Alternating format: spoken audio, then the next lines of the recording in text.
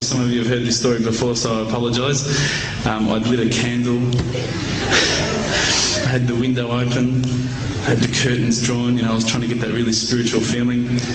It was a nice summer night in Melbourne, as summer as it can get in Melbourne, and I was sitting there thinking, this is it, this is the night.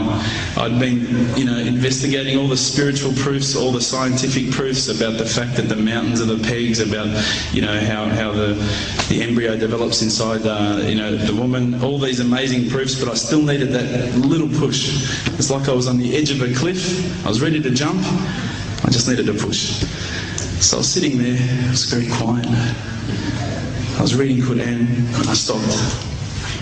I said, Allah, this is my moment. This is the time I'm about to jump into Islam.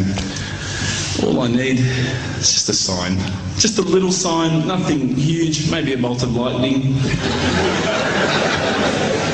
Maybe half the house could fall down or something, just small. It's small for you, man. You created the earth, come on. So I sat there. I was waiting for the candle to start lighting up to 4 metres high like in the movies. And I go, okay, go.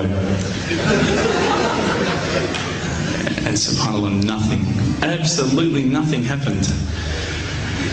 I was really disappointed, to be honest. So I sat there and I said, Allah, this is your chance. I'm here. I'm not going nowhere. I'll give you another chance. Okay, maybe you're busy. I know it's daytime over the other side of the world. There's a whole lot of stuff going on. Maybe this time it could just be like a car backfiring. Something small. All right, half the house, the candle. Let's forget that. A bird could fart outside. I don't care. Just anything. So I said, okay, go. And subhanAllah, absolutely nothing happened. And I mean, I couldn't have even said, oh, that was it. That creak just then in the wall, that was it. Absolutely nothing happened. I was really disappointed. I was gutted. I was sitting there thinking, this is it, this was my last chance, Islam, and I haven't found it. I pulled back the Quran, I turned back to where I was reading. SubhanAllah, the very next verse on the next page, for those of you who ask for signs, have we not shown you enough already? Look around you, look at the stars, look at the sun, look at water. These are the signs for the people of knowledge. SubhanAllah.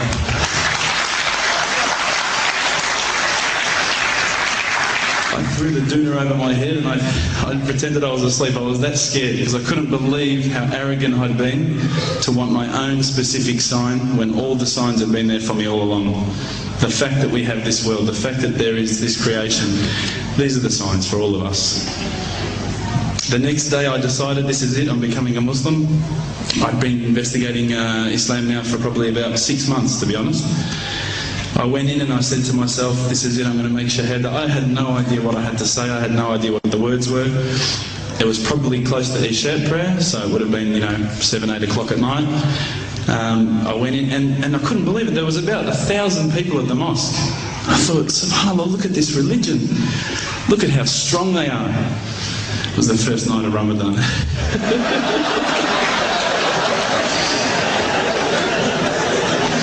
Ramadan Muslims.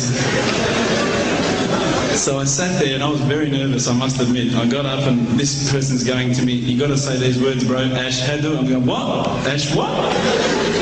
Can't I just say it in English? No, they say no, you got to say it in Arabic. And I thought, looked out over the sea of beards that I could see in front of me and I thought, if I get these words wrong, I'm a dead man. Again, I had this fear, And they were staring at me, and I don't know if you know this, but Australians can't stare. Lebanese people can stare. So I was sitting there, I was very scared. I got up, and subhanAllah, as soon as I started to say the words, all fear went out of my mind. It felt as though a shower was inside my head and someone had just turned on the cold tap. Felt like I'd been flushed clean. I said the words, and I wasn't expecting so many brothers to come up and yell, Takbir, Allahu Akbar, and start kissing me and hugging me. Now, I'd never been kissed by that many men in my life.